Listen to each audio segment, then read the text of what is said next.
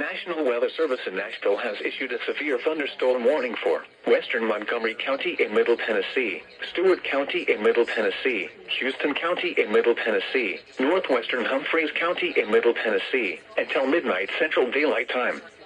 At 10:55 p.m. Central Daylight Time, severe thunderstorms were located along a line extending from 7 miles north of Big Rock to 6 miles southwest of Springville, moving northeast at 50 miles per hour. Hazard, 60 miles per hour wind gusts and quarter-size hail. Source, radar indicated.